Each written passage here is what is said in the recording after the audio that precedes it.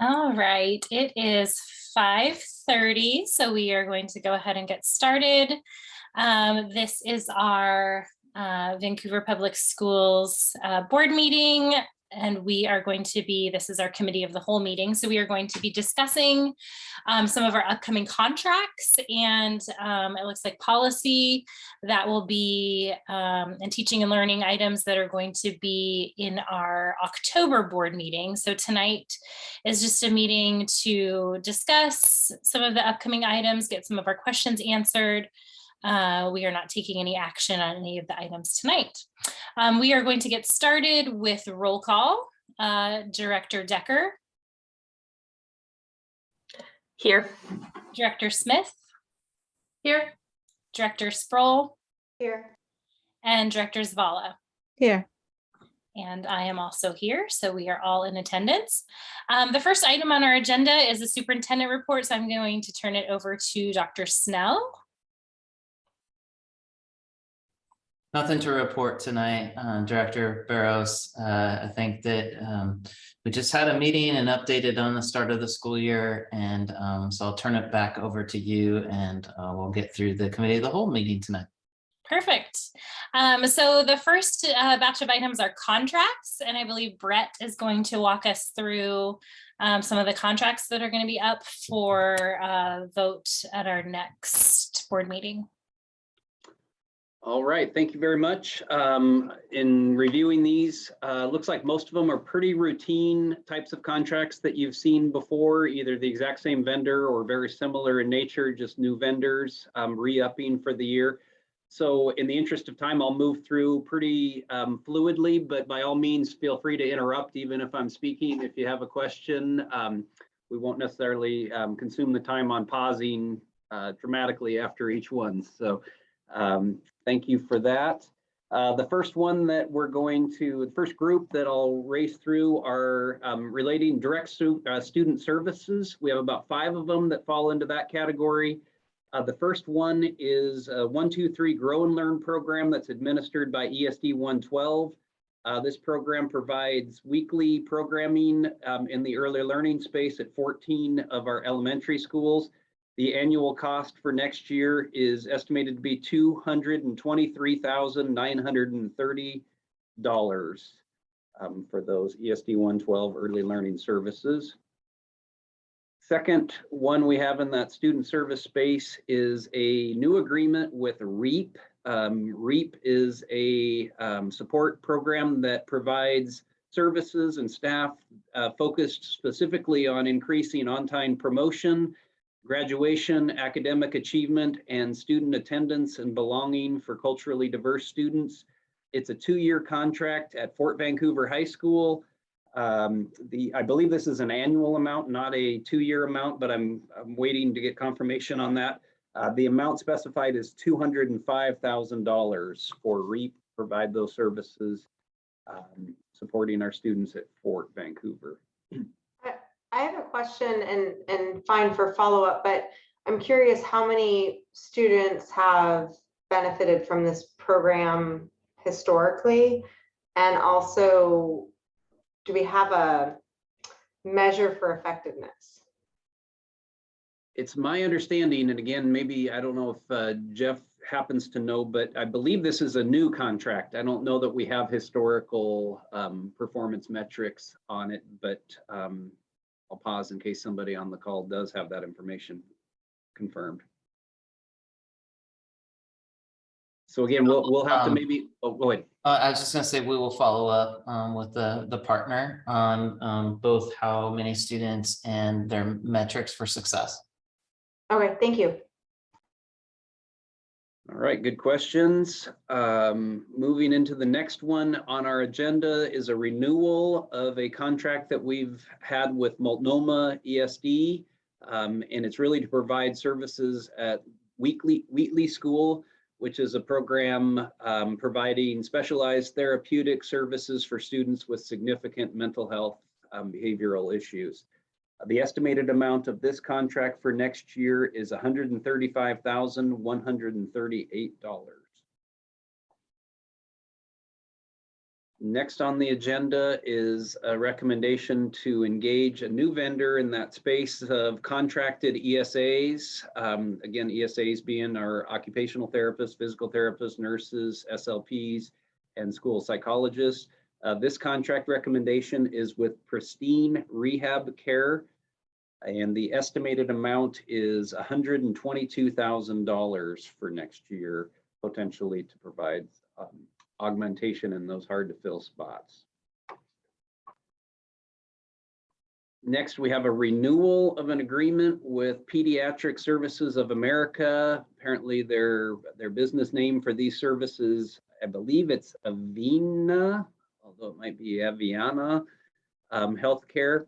And again, they provide registered nurses and LPNs in that medical care space to support our staff and students specifically with those one-on-one nursing services. The estimated cost of this contract for next year, or for 2022-23, I keep saying next year, we're already started, is $200,000. And so those are our direct student service contracts that we're recommending you act on. The next group is 3 more support services that again kind of work a little bit more behind the scenes but provide valuable support to our operations. The first one is a renewal of our agreement with Eberly Vivian. Their parent company is Helmsman Management Services. But the affiliate that we work with is known as Eberly Vivian. And again, they support our self-insured workers' compensation program by helping us administer claims and provide all the regulatory compliance with that self-insured program. The estimated amount for 2022-23 is $125,004. Next, we have a recommendation to approve purchase agreement number 2022-043, and the vendor is Gaggle. And as you may be aware, Gaggle is a software package that helps monitor online activities involving our students, specifically around safety. The estimated cost for next year, for 2022-23 under this contract would be $116,128.65, and that includes Washington State sales tax. And then lastly, on the support service area is another IT support mechanism, and it's a purchase agreement number 2022-046 with Zendesk. And Zendesk basically manages our ticketing system for help desk and tech support requests. Their more eloquent terminology is apparently customer management workflow systems. So Zendesk will do all of that for our IT team and those that request services through that for the amount of $114,199.40, including Washington State. The next group of items on the agenda are 3 items relating to our capital project. I should say all of the ones that we spoke of so far are funded out of our general fund. Various grants and tech levy is an example of some of the subsets within our general fund. These 3 are all part of our bond program, and so they're funded specifically out of our capital projects fund. The first one is a recommendation to approve a change order with Inline Commercial Construction, who's been working at our Heights campus. Unfortunately, we had a lot of unforeseen circumstances and kind of calamity of misfortune that required additional resources be brought to bear to bring that program online. The total of this change order is $509,432 plus Washington State sales tax. That one hurt a little bit. The next 2 are within that capital project space. They're actually completed projects that we're asking the board to formally accept so that we can continue the closeout process with the state agencies and release retainage. First one is purchase agreement number 2020-070, relates to the carpet installation at Vita Elementary. The final amount of that contract was $93,178.47 plus Washington State sales tax. And the second completed project that we're asking the board to formally accept relates to purchase agreement number 2022-023, was for field reconditioning at Skyview High School. Again, the final amount on that was $339,888.09 plus Washington State sales tax. And the vendor on that was Bernhard Golf, specialist in that turf rehabilitation space. So those are our capital projects ones. And then our last two are some pretty straightforward, what we call piggyback requests. They have no financial consequence to the district, but two different partner school districts are asking to use our bid process and some of the work that we've done to comply with bid laws and create the most competitive pricing. The first one is purchasing agreement number 2022-044, and that would allow Battleground School District to piggyback on some of our bid work. The second one is purchase agreement number 2022-047, and this is with Reynolds School District in Oregon, and again, just allowing them to piggyback on our bid docs. So that's a quick dash through. Happy to go back to any of them, but if not, I think we can conclude that section.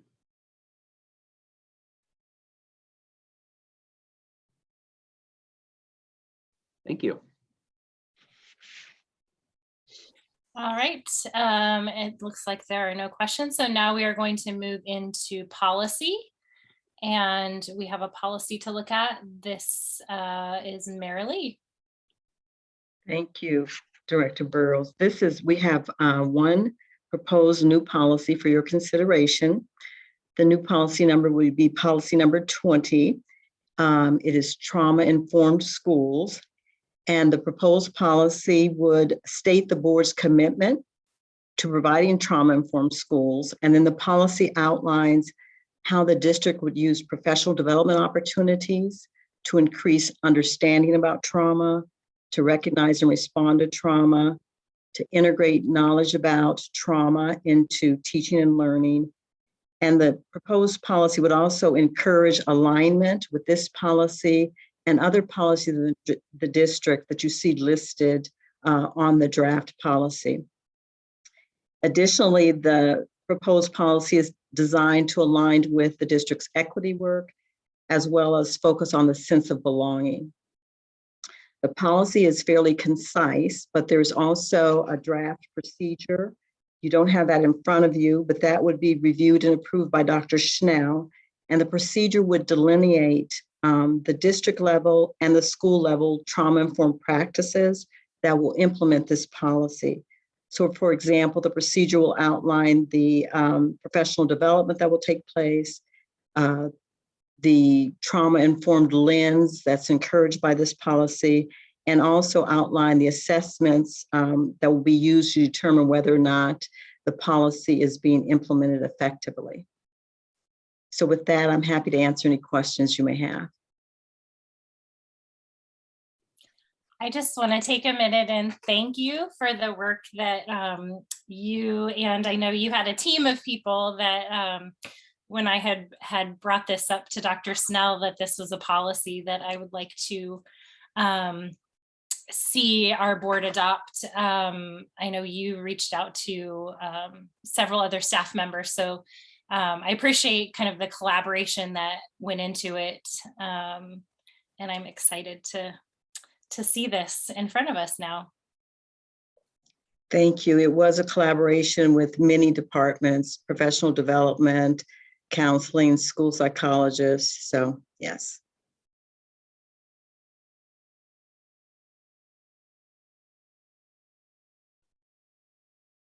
All right, if there are no further questions, next on the list we have teaching and learning. And so I believe that this will be perhaps. It's just me, Oh, Director you. Burrows. Yeah, we have a list of potential a request for some approved instructional materials, and there's a list here that's for you, and also some staff contacts if you have any questions on the titles or anything like that.